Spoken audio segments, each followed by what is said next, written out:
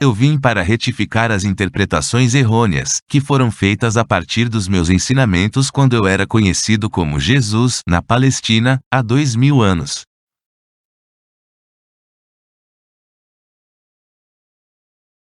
Em vista das pessoas se encontrarem no limiar de uma crise mundial de enormes proporções, é vital para a sobrevivência que eu, o Cristo, possa alcançar todos aqueles que queiram escutar. Você pouco sabe a respeito dos verdadeiros processos da criação nos quais você mesmo tem papel principal.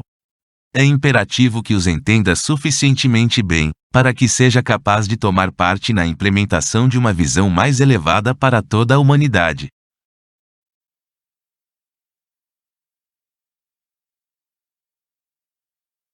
É impossível para minha consciência espiritual tomar uma forma humana. Para poder falar diretamente a você, desprogramei e preparei uma mente receptiva e obediente, para receber minha verdade e transcrevê-la em palavras. Ela será o meu canal.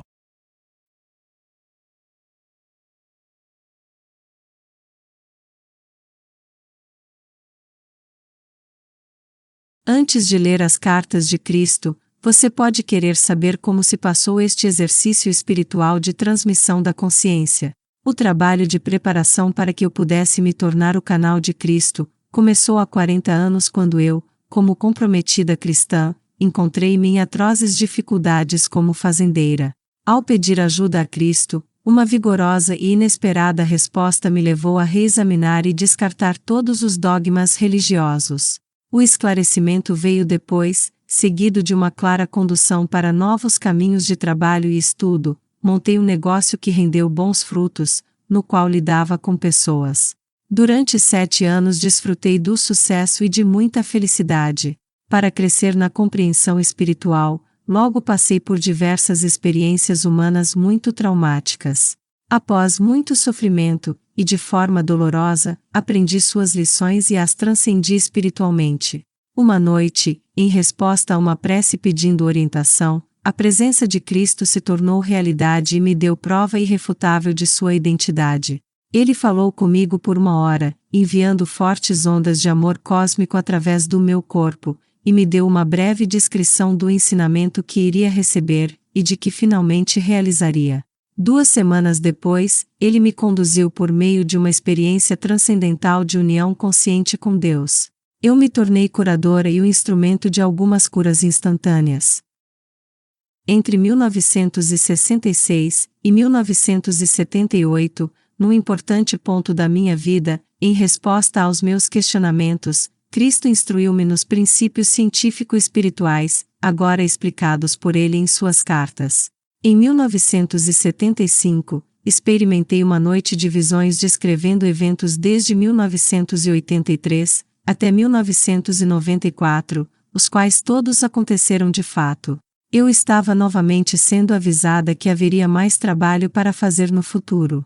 Após muitas e variadas adversidades, sempre aliviadas pela minha forte conexão com Cristo, e minha profunda compreensão e experiência pessoal da primeira causa, fui trazida para meu lar atual aqui, nos últimos 20 anos, tenho vivido uma vida cada vez mais solitária, algumas vezes num contato claro e próximo com Cristo, e outras vezes afastada para reforçar minha fé e paciência nos períodos de aridez espiritual. Nos últimos 4 anos, fui conduzida por uma purificação mental e emocional, atingindo meu objetivo de perfeito estado de paz e alegria interior. Cristo me fez viver um processo gradual, mas muito claro, de refinamento. Quando perfeitamente vazia do meu eu, maleável e receptiva, a voz começou a ditar, e as cartas começaram a tomar forma. Estas cartas são inteiramente obra de Cristo. Nada nelas tem origem em outra literatura, embora, nos últimos anos, certos escritores tenham obviamente tirado grande parte de suas próprias inspirações da radiação da verdade da consciência de Cristo. Todos aqueles que estão em harmonia com sua consciência são grandemente abençoados. Eu sou meramente o canal, nada mais. Eu, o Cristo, aproveito esta oportunidade para falar diretamente com você. Eu vim para retificar as interpretações errôneas de meus ensinamentos quando, conhecido como Jesus, estive na Palestina há 2000 anos. Estas cartas estão sendo enviadas por meio de alguém que, durante os últimos 40 anos, tem sido espiritualmente sensível e dedicado o suficiente para receber as minhas palavras e agir de acordo com elas. Estas cartas são a verdade. Elas transcendem todas as doutrinas religiosas do mundo. Estas cartas vão libertar você. As cartas são para todas as pessoas que buscam a razão da existência, o propósito de suas vidas, força para enfrentar a luta da vida, suportar dificuldades, doenças e desespero, e inspiração para aqueles que desejam alcançar mais consciência espiritual no dia a dia de suas vidas. Poderia-se dizer que estas cartas são um curso para se tornar mestre, destinado àqueles que estão prontos para percorrer o caminho que trilhei quando estive na Terra, na Palestina. Talvez você duvide de que estas palavras sejam verdadeiras.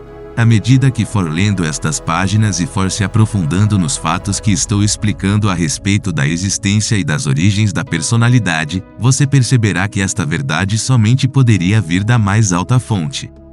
Gradualmente, sua consciência absorverá o significado delas, uma vez que estas páginas são o elo entre sua consciência e minha consciência transcendente.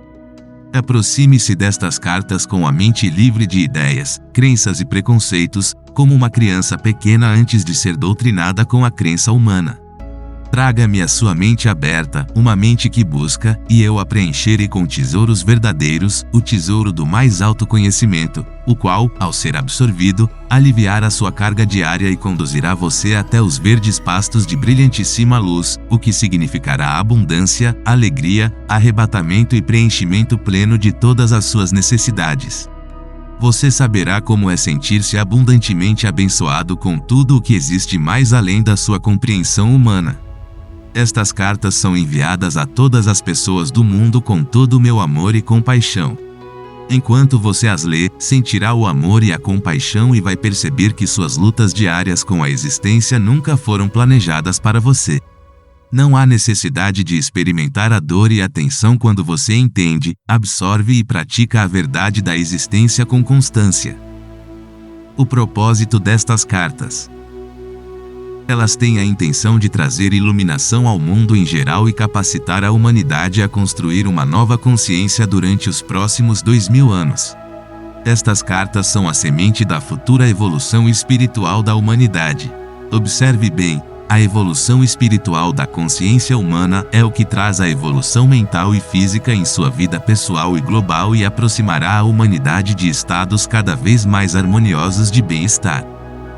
Se é difícil acreditar nisso, então reflita a respeito dos últimos 2000 anos e veja o que se tem realizado desde a última vez em que falei diretamente com as pessoas. Tem havido uma tendência de evolução gradual em direção ao amor fraternal que eu costumava pregar ao povo judeu. Quando eu caminhava pela terra, não havia organizações humanitárias como existem hoje. A ambição, a cobiça e a autogratificação eram comportamentos considerados normais.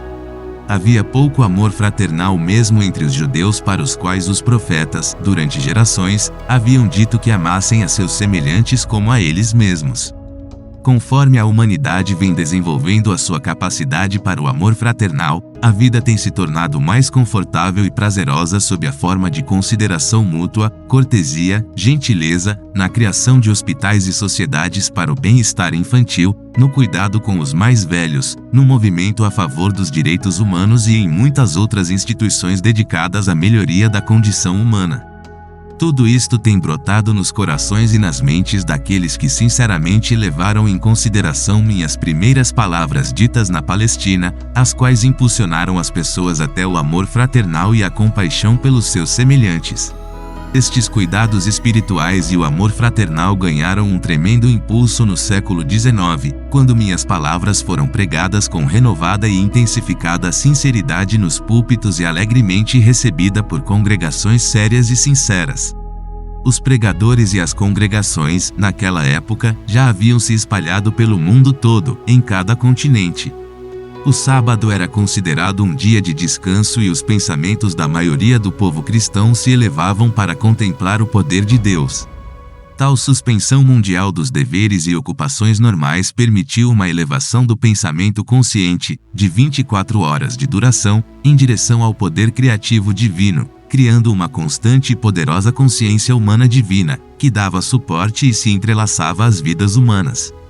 A súplica humana atraiu o poder do divino para o interior da consciência e experiência humanas e deu lugar diretamente ao crescimento e à expansão em cada faceta da vida humana. Contudo, as pessoas ainda não sabiam como direcionar mentalmente o poder divino para os canais espirituais da criatividade em lugar dos canais do ego. Em consequência, a expansão da consciência coletiva trouxe resultados negativos surgidos do poder do ego, assim como resultados positivos produzidos pela consciência espiritual das pessoas inspiradas e iluminadas. Nota: por esta razão, eu vim expressamente para explicar a você um fato da existência que é de vital importância. Por favor, preste muita atenção. Sua consciência pessoal é inteiramente responsável por tudo aquilo que vem para a sua vida e experiência pessoal. É sua consciência pessoal que traz para você o bem ou o mal. No seu subconsciente, você traz lembranças fortemente impregnadas, ainda que ocultas, de traumas e emoções de suas vidas anteriores que podem romper e afetar a sua consciência atual. A sua oração fervorosa e específica para aliviar algum acontecimento pode receber resposta, mas a longo prazo será de pouco proveito, se sua mente e seu coração continuarem em contravenção com as leis universais do amor, e você viver com atitude mental de constante crítica. As leis universais da existência se relacionam somente às atividades da consciência, e são exatas e indesviáveis. Não são prêmios ou castigos de Deus. Repito, não são castigos de Deus, se relacionam ao fator causativo da consciência, que atrai e magnetiza as partículas elétricas que se unem e aparecem perante o mundo como formas e experiências sólidas.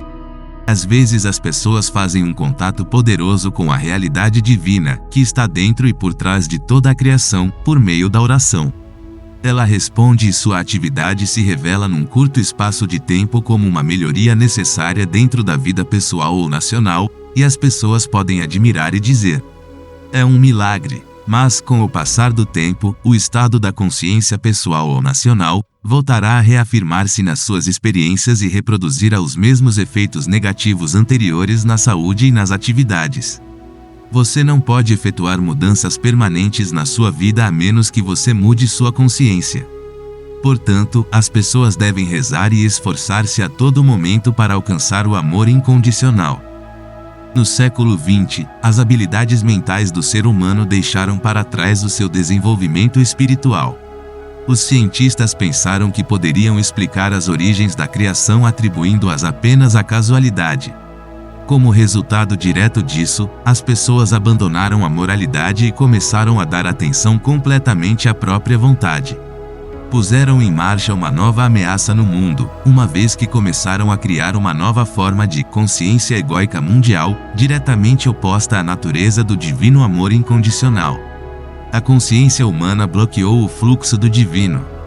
Observe bem. A imaginação mórbida de algumas pessoas, que seria limitada localmente a um século, agora se tornou uma infecção mental contagiosa glorificada na literatura, cinema e teatro, espalhando-se pelo mundo todo, criando uma consciência humana, global similar à delas mesmas, expressada nos excessos sexuais, violência e perversões.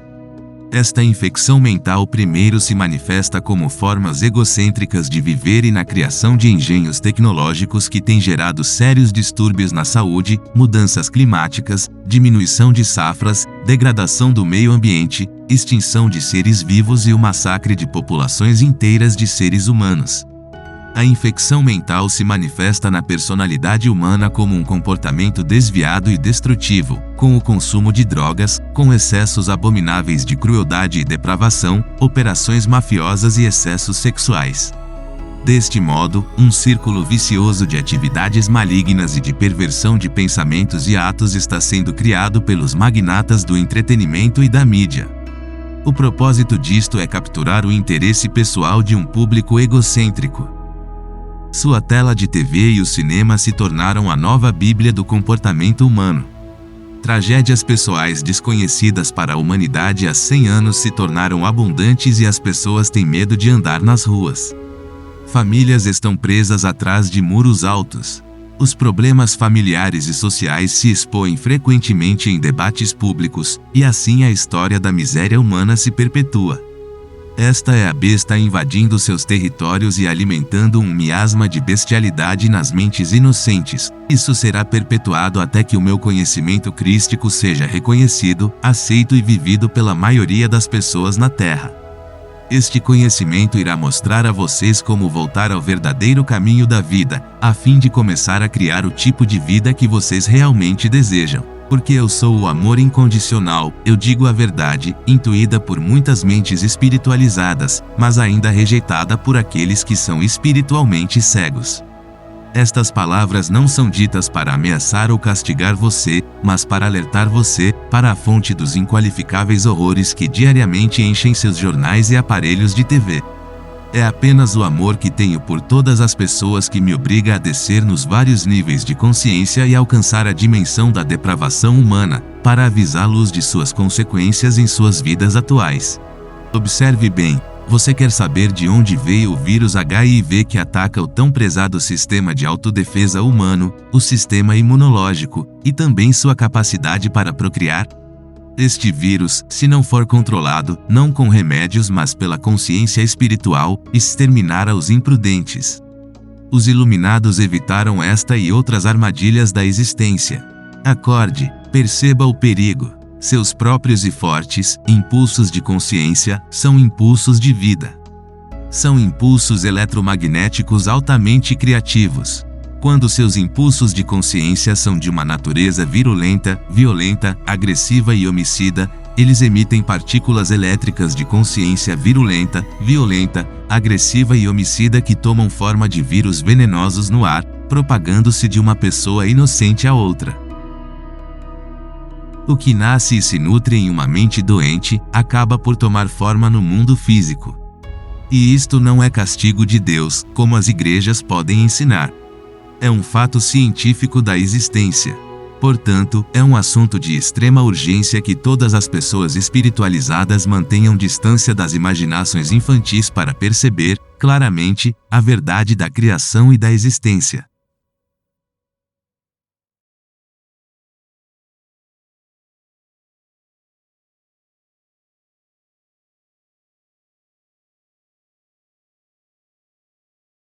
Minha mensagem para todas as igrejas. Eu, o Cristo, vim expressamente para contar a vocês a verdade a respeito das origens da personalidade humana. Explicarei com exatidão como e por que tem sido dada à raça humana uma propensão natural para o livre-arbítrio, e um desejo predominante de autogratificação e autodefesa. Isso não é pecado, mas sim parte dos processos naturais criativos. Não há punição vinda do alto. O homem, por meio do exercício voluntário e prejudicial do poder do ego, atraiu para si mesmo a sua própria punição.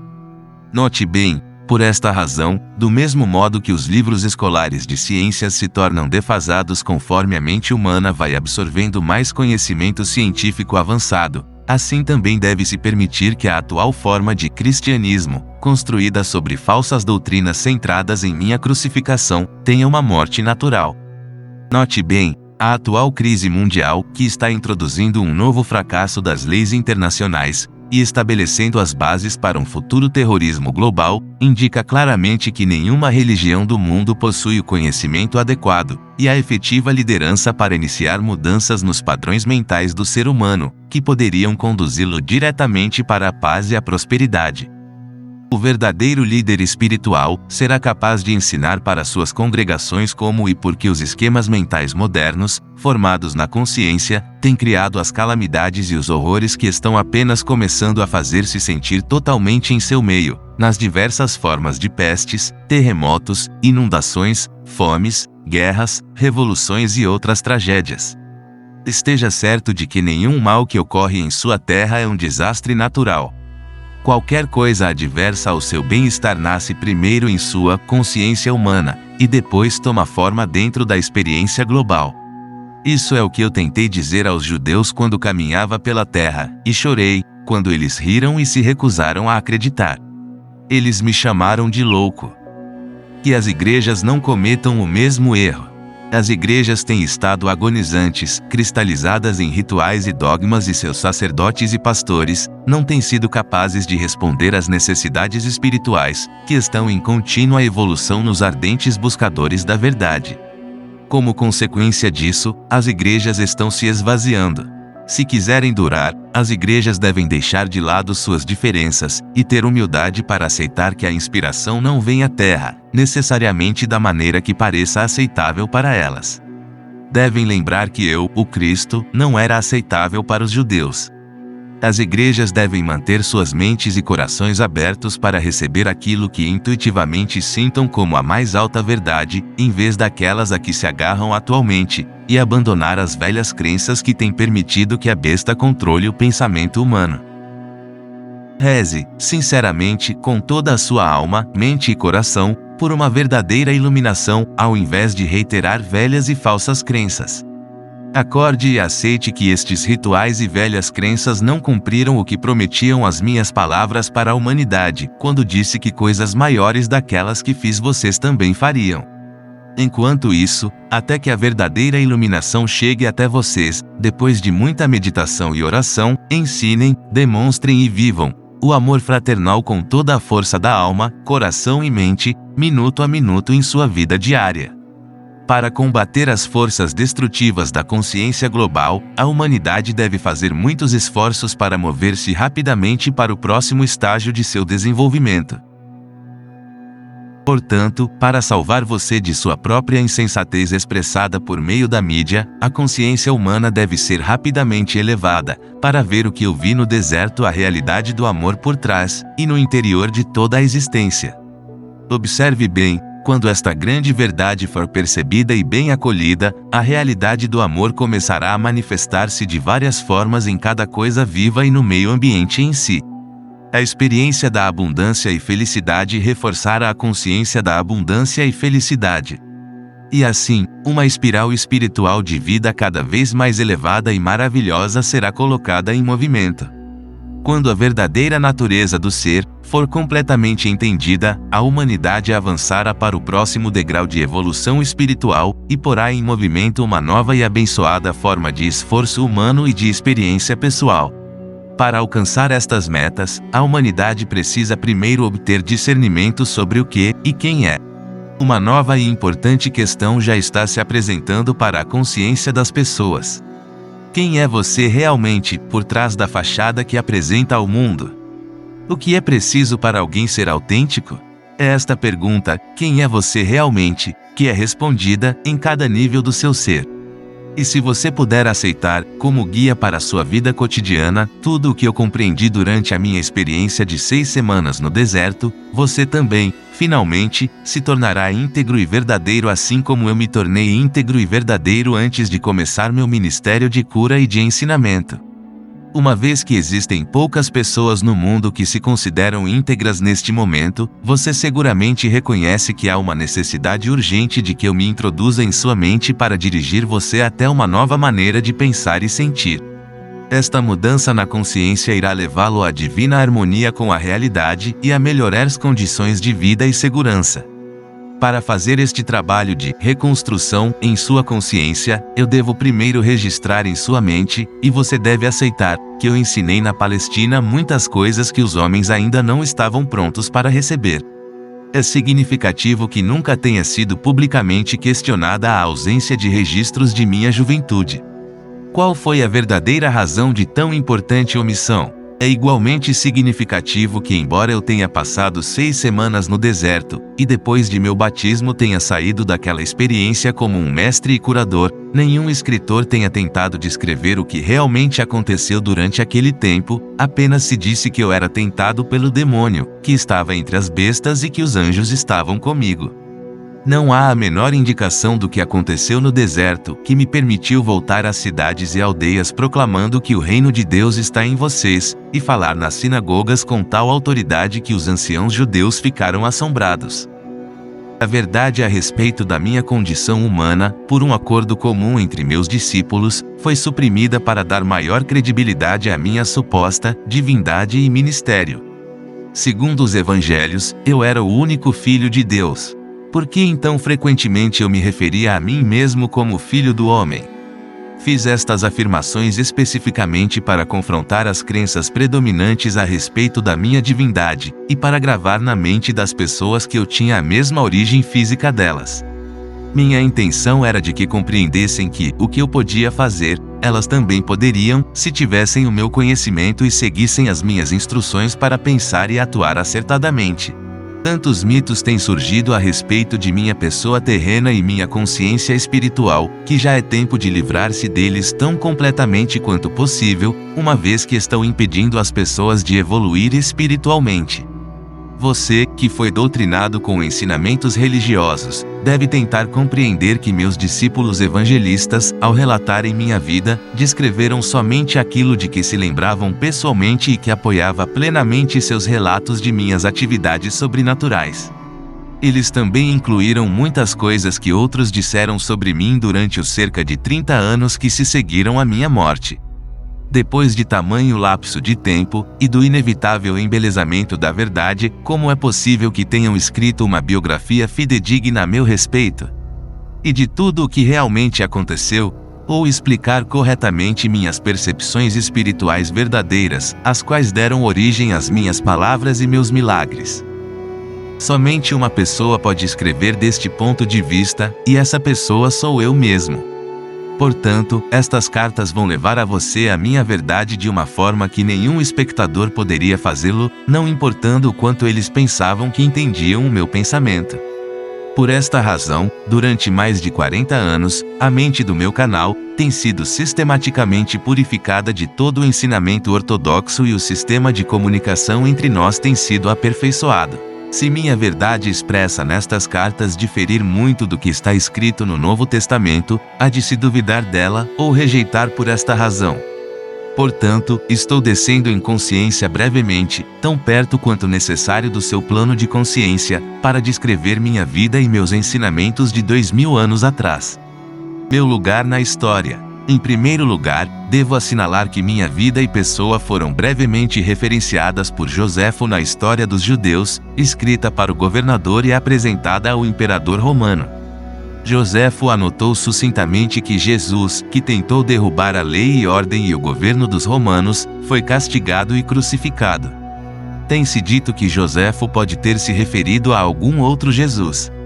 Mas não é assim. Eu, que mais tarde me tornei o Cristo que realizou os chamados milagres de cura e materialização, fui o rebelde. Mas eu não era nenhum agitador. Não incitei deliberadamente as pessoas a desafiar os romanos, nem a desafiar a lei e a ordem. Eu fui um rebelde contra as tradições judaicas existentes. Quando emergir das 6 semanas de jejum no deserto, vi uma forma melhor de pensar e viver e tentei transmitir o meu conhecimento aos meus companheiros judeus, com pouco sucesso. É importante que você entenda que a pressão da opinião pública pesava sobre meus seguidores. Meus discípulos e Paulo construíram seu próprio edifício de crenças sagradas, com aquilo que queriam preservar de minha vida e ensinamentos. Eles ensinaram e consolidaram somente o que consideravam valioso para as pessoas. Judeus e gentios do mesmo modo os daquele tempo e do futuro. Consequentemente, filtraram o que podiam usar e deixaram de fora a maior parte do que eu chamava os segredos do reino de Deus, pois eles nunca os compreenderam. Tampouco os acharam desejáveis na criação de uma nova percepção do divino, o Pai.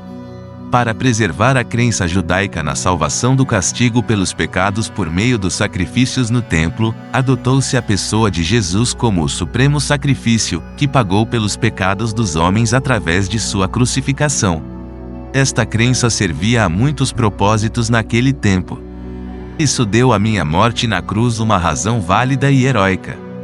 Ela provava às pessoas que eu era o Filho de Deus e que havia realizado uma missão específica até o fim da minha vida. Esta crença também provou ser de grande consolo para os judeus quando seu templo foi destruído pelos romanos, e levou a muitas conversões. Muitas seitas de judeus e gentios também não acreditavam em vida após a morte. Consequentemente, era altamente reconfortante escutar que Jesus Cristo havia superado a morte e mantido o seu corpo. Para muitas ideologias humanas daquele tempo, a vida não era possível sem um corpo.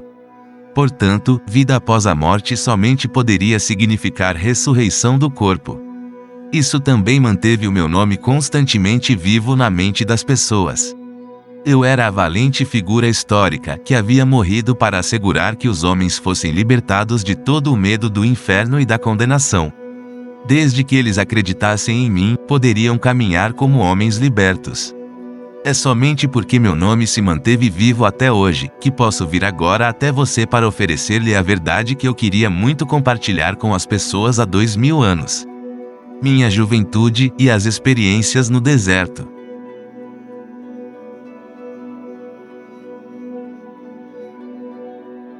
Eu nasci na Palestina. Minha mãe estava convencida de que eu era o Messias. Ao contrário da crença popular, eu não era uma criança santa. Aos 12 anos, levaram-me até o templo para ser entrevistado pelos sumos sacerdotes, para que se determinasse se eu estava pronto para iniciar o treinamento religioso judeu. Fui rejeitado por ser demasiado teimoso.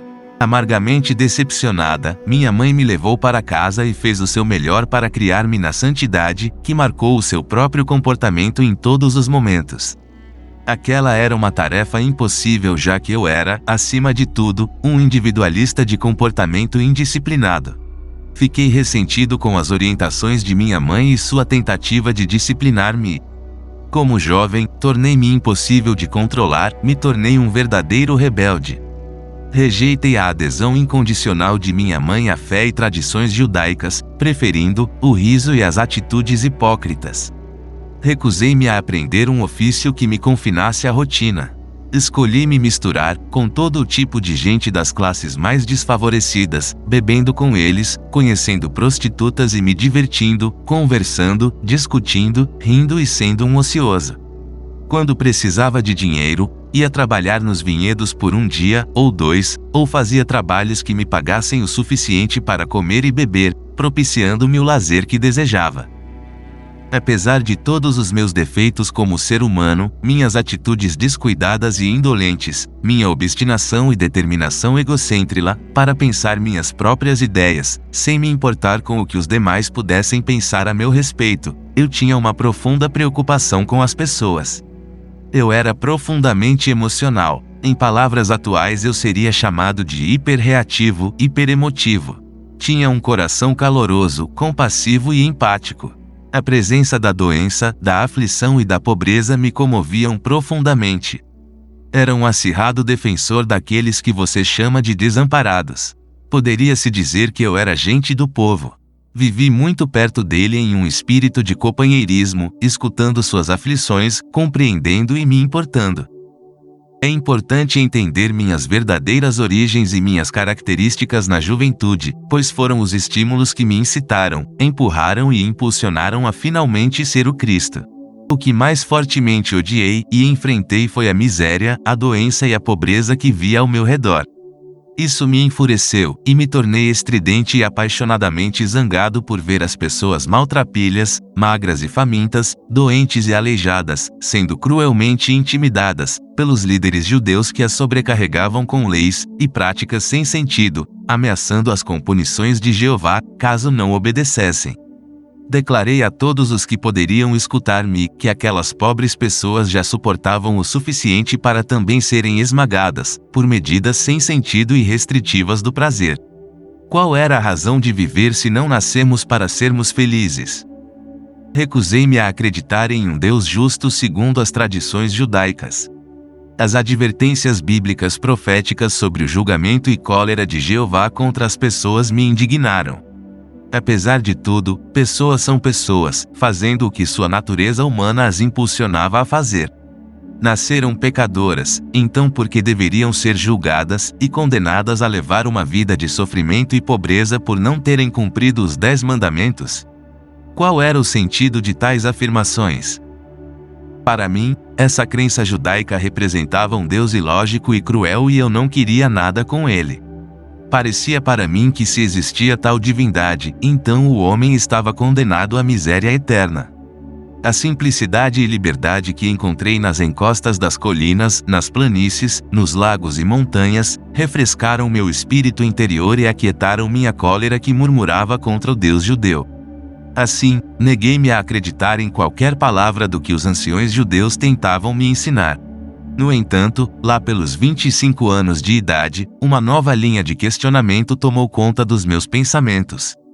Enquanto eu caminhava sozinho pelas colinas cada vez com mais frequência, minha rebeldia foi aos poucos sendo substituída por uma ânsia que me consumia, de saber e compreender a verdadeira natureza daquele que, sem dúvida nenhuma, devia inspirar e respirar por meio da criação. Revi meu estilo de vida e percebi quanto sofrimento minhas ações haviam causado à minha mãe e a muitas outras pessoas. Embora eu sentisse profunda compaixão pelos fracos e sofredores, minha natureza rebelde havia me levado a um comportamento egoísta e sem consideração para com minha família. O amor subjacente por eles brotou em mim, e me percebi igualmente rebelde contra meu comportamento anterior. Escutei falar de João Batista e do trabalho que fazia entre os judeus que vinham até mesmo de Jerusalém para ouvir suas palavras. Decidi visitar para que me batizasse. A caminho do Rio Jordão, senti-me muito entusiasmado com a possibilidade de ser batizado e começar uma nova vida. Eu sabia que, apesar de meu emocionalismo indisciplinado, também tinha nascido com uma inteligência aguçada e com um dom para o debate inteligente e persuasivo, o qual eu tinha usado caprichosamente e de forma negativa, levando as pessoas a desenfreadas discussões. Eu havia jogado fora o meu talento em troca de uma vida de egoísmo, preguiça e prazer.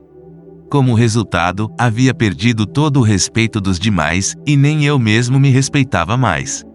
Pela primeira vez, isto me pareceu intolerável. Ocorreu-me que no futuro eu poderia e deveria empenhar meus dons naturais para um melhor uso. Ao invés de apenas ficar fazendo barulho, talvez eu pudesse encontrar um caminho para aliviar a carga daqueles de quem eu tanto me compadecia. Até então, eu não havia sido útil para ninguém. Se você gostou das cartas de Cristo, e deseja saber mais, deixe seu comentário e like para fortalecer a continuação desse episódio. No próximo capítulo, Cristo vai relatar como foi seu batismo com João Batista, e sua experiência transcendental no deserto, com detalhes que nenhum de seus seguidores poderiam descrever. Até o próximo vídeo.